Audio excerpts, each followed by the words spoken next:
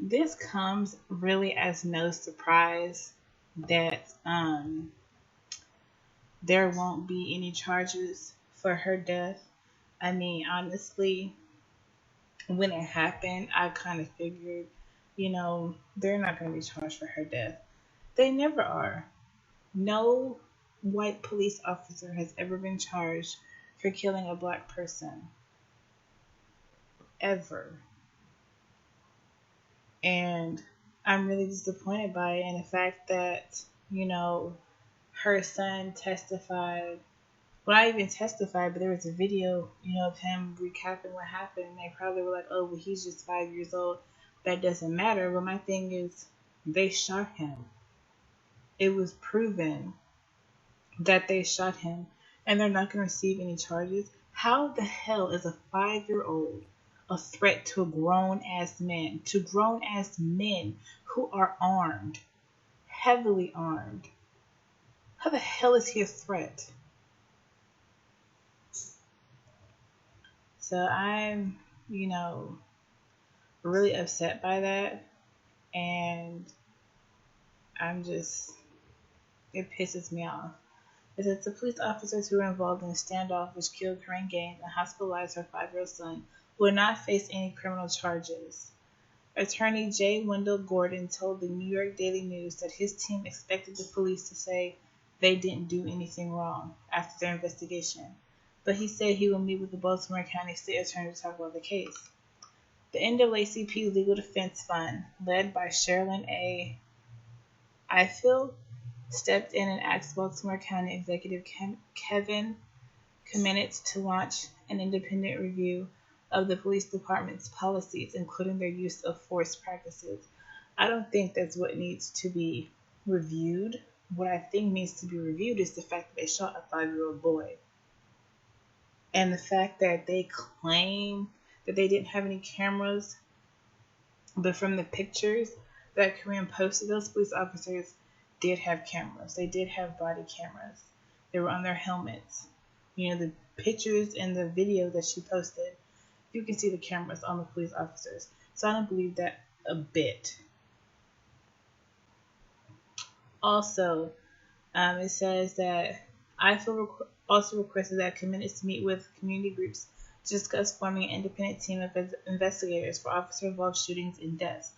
I think that they should have been did this, when all the other black men and people were killed. Like Mike Brown, Eric Garner. Come on now. So over the past several years, the nation has witnessed the use of excessive and often lethal force by police officers who have taken an oath to serve their communities, something that communities of color have witnessed up close for decades. She also added that Gaines' death demands your full attention in order to build trust and public confidence in the police department. There will never be trust or public confidence in the police department by people of color. That's bullshit. They can keep dreaming all they want to, but that's never going to happen. And then the 23-year-old was shot and killed on August 1st after her 7-hour standoff with police in front of her Baltimore area home. There have been standoffs with white people longer than that, and they're still living. They're still alive and breathing. As police went to her house to serve warrants to Gaines and a man who lived with her, and he reportedly wasn't home at the time. But to my understanding, he was there, and he was trying to get her, I don't know, either to go with him or to turn herself in, and he had her daughter. So according to the little boy, it says Gaines was wanted for failing to appear in court on charges of disorderly conduct and resisting arrest, as well as several traffic violations. Police said they knocked on the door of the apartment several times with no answer. After hearing voices inside, cops retrieved the key from the landlord. When they opened the door, the police department claimed the mother was sitting on the floor with a shotgun pointed at them and her son in her arms. Well, according to her video, how the hell is she going to hold her son in her arms and a shotgun? It says during the standoff, Gaines posted an Instagram video with the caption, "My son is not a hostage." In the video, she asked her son what the police were trying to do, in which he replied, "They're trying to kill us." And it says, Korryn Gaines loaded these videos right before her death. And my thing is like, there's no way that any person would hold their child hostage. That's bullshit. It says cops allege that Gaines threatened to kill them. How many police officers were there? Granted, she would have shot off the first round and she'd have been dead. She was not a threat to a bunch of grown-ass men. They said an officer shot around at Gaines and she fired back. Of course she's going to fire back. They returned the fire, killing the mom and hitting her son. The wrongful death lawsuit. Now see, here's the thing. It says they returned the fire, killing the mom and hitting her son. If they fired at her and injured her son, honestly, she's sitting there with a shotgun. How could she fire at them and they fire back at her without killing her son? That's how I know that he could not have been in her lap, because he would have been dead. It says they said an officer shot a round at her. I don't know how many bullets are in a round, but there's a wrongful death lawsuit that her family filed on September 13th alleged that a neighbor heard Gaines surrender, according to the Daily News. The lawsuit went on to claim that the officer shot Gaines out of his own personal frustration, rather than any true fear of a threat to him or others.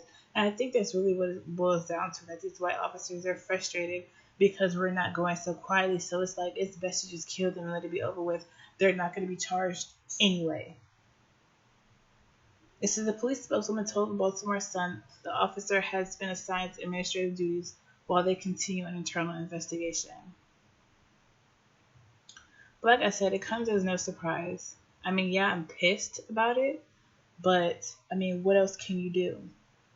What else can you do? You know, she was a gorgeous woman. Gorgeous. And whether or not she had mental issues, it doesn't matter. There have been numerous black people that had mental issues that they killed for no reason. And I feel like they came with excessive force and with the intent to kill her. I mean, you talking about all these police officers for one woman. And even if her boyfriend, husband, fiance, whoever he was, even if he was there, that's only two people. And they had children in the house. They knew she had children. You know, this is really going to continue to happen until all black people band together and just come together as a people. But that's not going to happen when you have all these white dick riding black people. So go ahead and leave a comment, tell me your thoughts on, how you feel about this. And like, comment, share, and subscribe. I really am frustrated over this. It's to the point where I'm just like, you know what, fuck the police. Fuck all of them at this point. So until next time.